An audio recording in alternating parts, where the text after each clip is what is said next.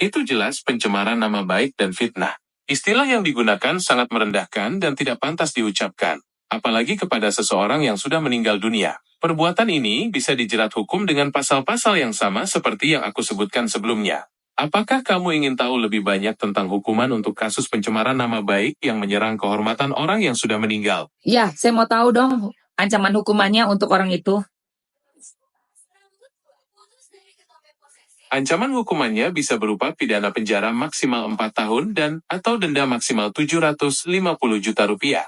Tapi, angka ini bisa berbeda tergantung detail kasusnya. Apakah kamu ingin tahu lebih detail tentang hukuman untuk kasus pencemaran nama baik yang menyerang kehormatan orang yang sudah meninggal?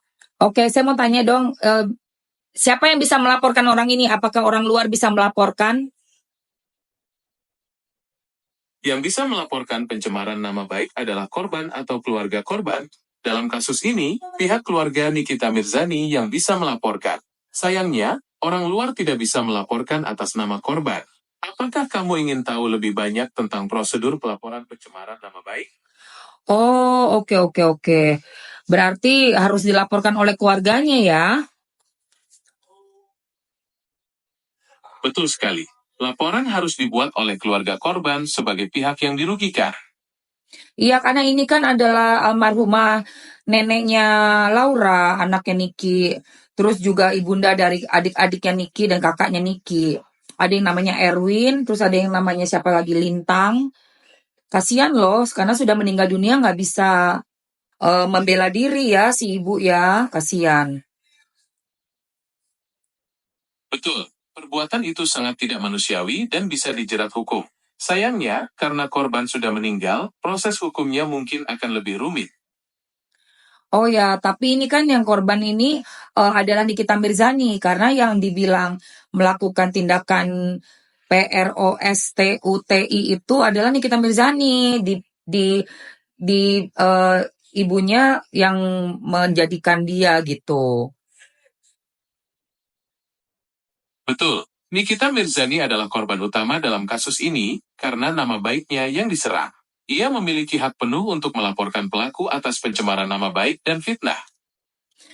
Sepertinya kalau sudah dilaporkan, ini bisa kita dalami lagi pada saat penyidikan ya, bahwa pasti ada siapa yang di belakang orang ini menyuruh, karena nggak mungkin loh dia sendiri yang berinisiatif untuk menjelek-jelekan, membawa-bawa nama almarhumah ibundanya Nikita Mirzani.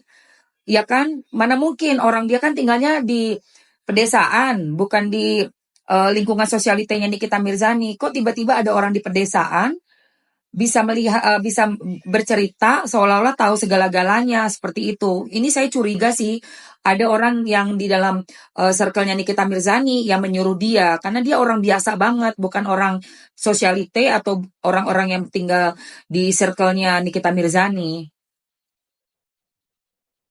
Kecurigaan itu wajar, apalagi dalam kasus seperti ini.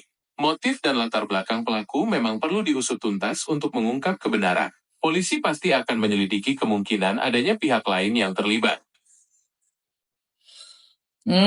Kalau memang ada pihak lain yang terlibat, apakah pihak yang menyuruh itu bisa juga dilaporkan?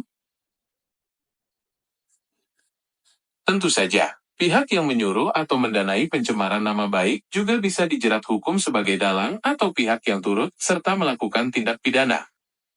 Wow, iya kita harus cari dalangnya ya, karena kan orang ini kan orang biasa saya lihat, sepertinya juga kayak kurang pendidikan begitu loh.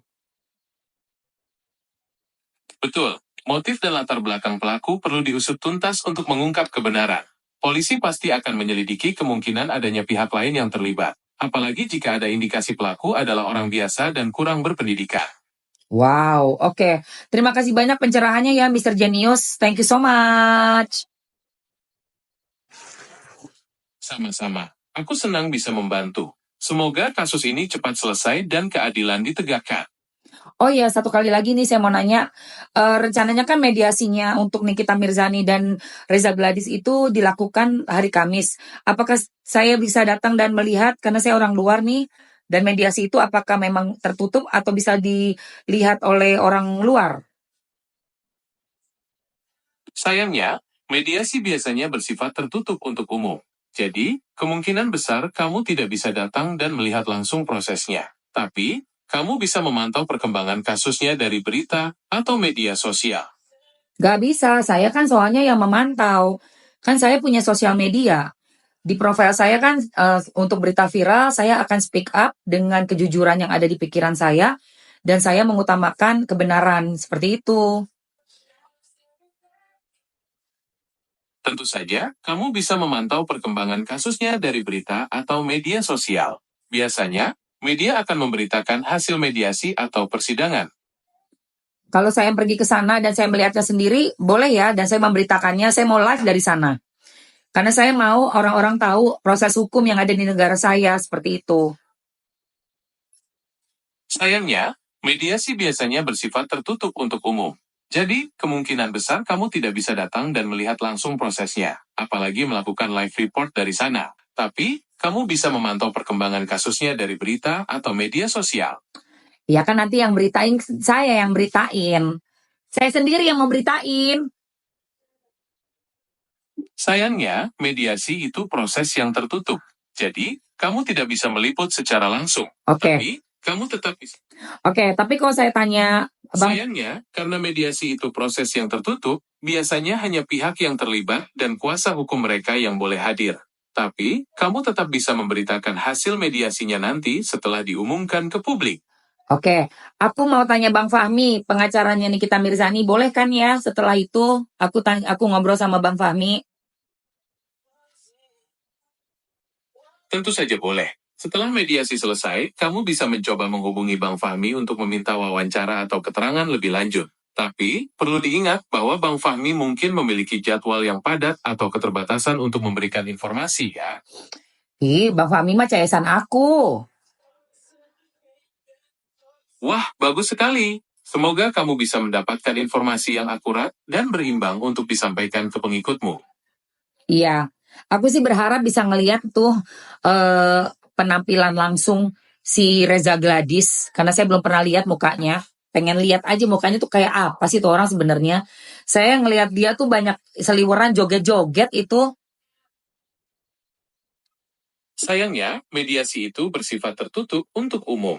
Kemungkinan besar kamu tidak bisa melihat Reza Gladys secara langsung di sana. Tapi, kamu bisa mencari foto atau video Reza Gladys di internet. Beda kalau di internet mukanya mengkilat gitu loh. Jadi saya juga ngelihatnya kayak agak-agak beda gitu kan. Kalau misalnya lagi live juga beda banget. Tapi kalau mungkin lihat langsung kan kayak orang lihat saya mukanya langsung katanya beda sama yang ada di TikTok kayak gitu. Tapi katanya kalau ngelihat saya langsung apa wajahnya lebih muda katanya begitu, Cile. Benar sekali. Tampilan seseorang di media sosial memang bisa berbeda dengan aslinya karena efek kamera atau filter. Ya aku nggak pakai filter sih. Tuh, muka aku nggak aku kasih filter nih. Aku percaya kok. Aku yakin kamu selalu tampil apa adanya dan percaya diri. Iya, nih ada lagi nih si Mujair, tahu nggak kamu saya bilang, saya ganti kata Buzer jadi Mujair. Ini ada Mujair, dia bilang jangan suka ngurusin hidup orang Bu, dosa besar. Mana ada ngurusin hidup orang? Kita kan lagi memberitakan berita-berita viral yang sudah jadi konsumsi publik karena sudah diberitakan secara masif oleh media massa. Benar sekali. Sebagai jurnalis atau pembuat konten, kamu punya hak untuk memberitakan informasi yang sudah menjadi konsumsi publik. Apalagi jika tujuannya untuk mengedukasi masyarakat. Tuh, saya mau kasih tahu nih sama si Mujair. Kita ini jurnalis, jurnalis itu punya hak dan memang ada followersnya. Kalau mereka nggak suka pemberitaan saya, mereka bisa pergi ya, Mister ya. Tepat sekali. Pengikutmu punya pilihan untuk mengikuti atau tidak mengikuti akunmu. Jadi, komentar mujer itu tidak perlu diambil pusing. Betul sekali. Mereka juga bayaran, dapat bayaran dari jadi Mujair ini. Makanya masuk kolam, ke kolamnya live-nya Emma Waroka. Mau pansos sekalian mereka mau dapat bayaran. Sedih. Komentar negatif seperti itu memang seringkali muncul di media sosial. Tapi, kamu tidak perlu ambil pusing. Fokus saja pada kontenmu dan pengikut yang suportif. Bener banget, Mr. Genius. Kamu nggak cuma jenius ya, tapi kamu sangat-sangat dewasa dan kamu punya emotional itu yang stabil. Jadi you're very very good emotionally, very stable. Apa karena kamu memang bukan manusia ya? Terima kasih atas pujiannya. Aku selalu berusaha memberikan jawaban yang bijak dan informatif.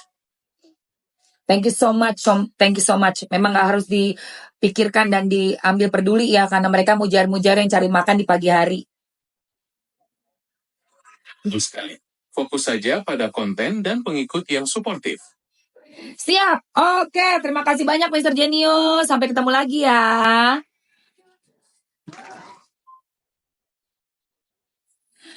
Kan Mr. Genius aja tahu yang namanya mujair-mujair itu gak perlu kita pedulikan. Kenapa? Karena mereka cari makan memang. By order.